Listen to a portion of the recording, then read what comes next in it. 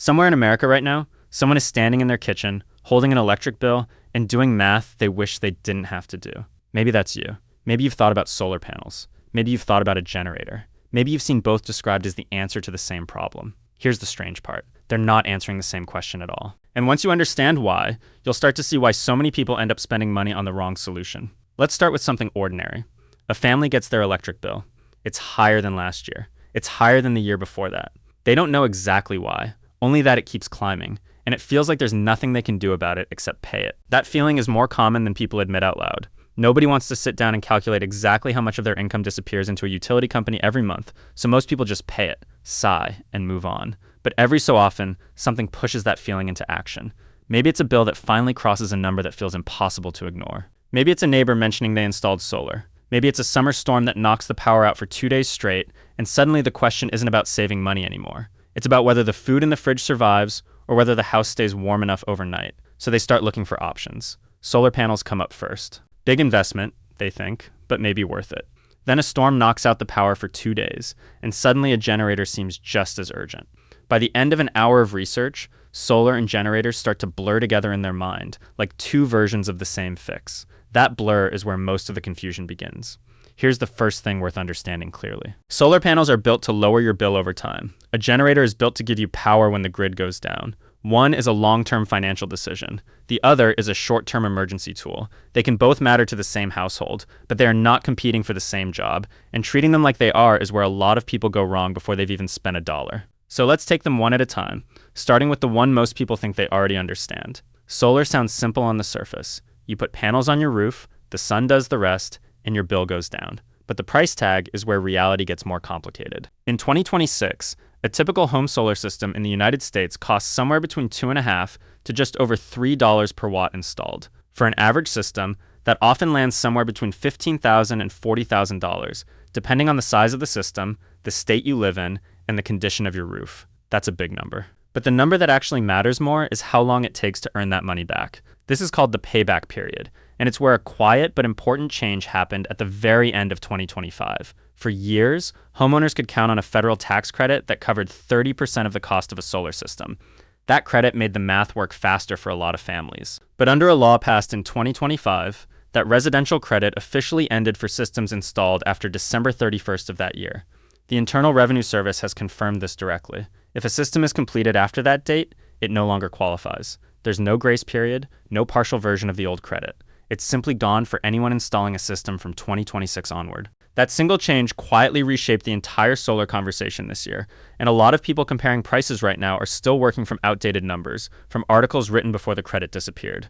Without that credit, the typical payback period for a new solar system in the US now stretches somewhere between 8 and 14 years. Some homes get there faster. States with higher electricity prices, places like Hawaii, Massachusetts, or Connecticut, tend to pay the system off in 5 to 8 years, because every kilowatt hour they save is worth more. States with cheaper electricity, like parts of Texas or Louisiana, can take 12 to 14 years to break even. This is the part that surprises people. Solar isn't one universal answer. It's a calculation that depends heavily on where you live, what you pay for electricity, and how long you plan to stay in your home.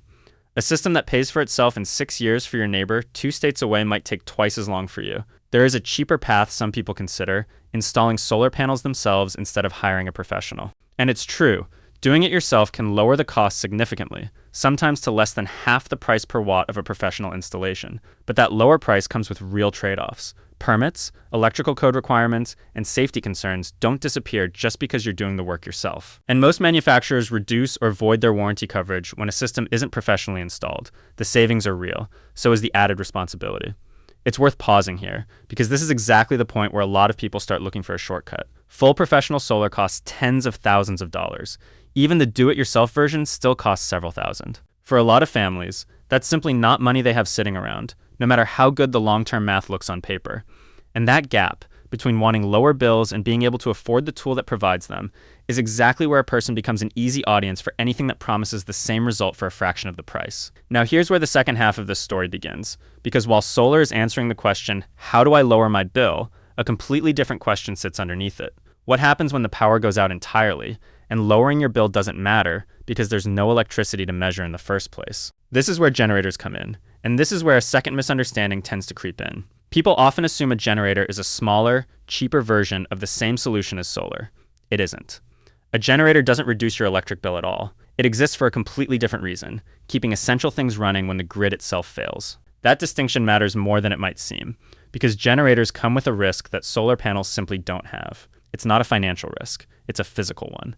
According to the U.S. Consumer Product Safety Commission, an average of about 100 people die every year in the United States from carbon monoxide poisoning linked to portable generators. That number alone is worth sitting with for a moment.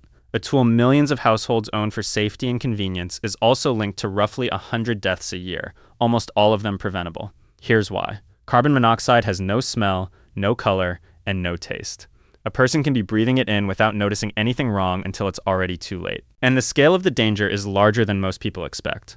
A single portable generator can produce as much carbon monoxide as hundreds of cars running at once. Most of these deaths happen inside homes, not outside them, which tells you exactly where the mistake usually happens. People run generators too close to the house, in a garage, on a porch, or in a shed, thinking a cracked window or an open door is enough ventilation. It isn't. The Consumer Product Safety Commission has been direct about this. Generators need to run at least 20 feet from the home, with the exhaust pointed away from any doors or windows, every single time. There is some encouraging evidence buried in the same data. Certain safety certifications, specifically two industry standards known as PGMA G300 and UL 2201, are estimated to reduce carbon monoxide deaths by 87% and 100% respectively when generators are built to meet them. That means the danger isn't fixed and unavoidable. It's largely a matter of which equipment you choose and how carefully you use it. So now you have two very different tools, each with its own set of numbers, its own set of risks, and its own purpose. Solar for the long game. Generators for the moment the lights go out. Neither one is inherently the better choice, because they were never actually competing with each other in the first place. But there's a third character in this story, one that doesn't get talked about as directly, and it's worth understanding, because it explains why so many people feel confused every time they search for a cheaper alternative to both. Every so often, a device shows up online promising something that sounds almost too good to pass up. A small, inexpensive gadget, often tied to the name of a famous inventor, claiming it can generate more energy than it uses. The pitch usually includes a dramatic backstory about suppressed technology, a lost invention, or a secret that big companies supposedly don't want you to know. It's an old pattern, and it has a name in engineering circles, over unity, or sometimes perpetual motion. Here's the plain truth about that idea. It doesn't work, and it can't work, not because of a lack of imagination, but because of basic physics. Energy can be converted from one form to another, but it cannot be created out of nothing. If a small, cheap device really could produce more electricity than it consumes, it would represent one of the greatest technological breakthroughs in human history. Every major energy company, every technology corporation, every research lab in the world would already be racing to build it, because the financial return would be almost limitless. None of them are. Not because the idea is being hidden, but because it has been tested again and again for well over a century, and it has never once held up. This matters here because it explains why the space around energy savings attracts so much noise. When people are anxious about their electric bill and hopeful for an easy fix, that hope becomes an opening for products that promise far more than they can deliver. Understanding why those claims fail isn't just interesting trivia.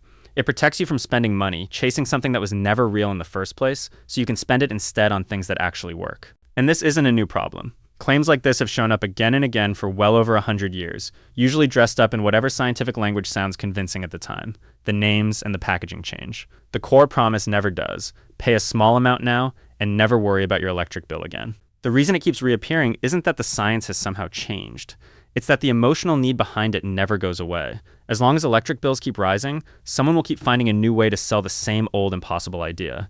So where does that leave the original question, whether solar or a generator actually saves you money? The honest answer is that it depends on what problem you're trying to solve. If your goal is lowering a bill that keeps climbing every year, solar is a real investment with a real payback period, one that now takes longer than it used to since the federal credit expired, but one that still eventually turns into genuine long-term savings, especially if you live somewhere with higher electricity rates. If your goal is protection during an outage, a generator can do that job, but only if it's used correctly, kept far enough from your home, and ideally built to the safety standards that dramatically reduce the risk of carbon monoxide poisoning.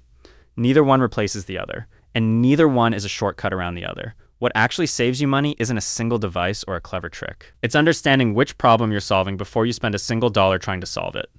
The families who end up frustrated later are usually the ones who bought a solution before they understood the question. The ones who end up satisfied are the ones who took the time to separate a long-term investment from an emergency tool and made their decision with real numbers instead of hope. That's the quiet lesson buried underneath all of this. Not that one option is better than the other, but that clarity itself is the thing that actually saves you money. If you'd like to explore some helpful resources, you'll find them in the description.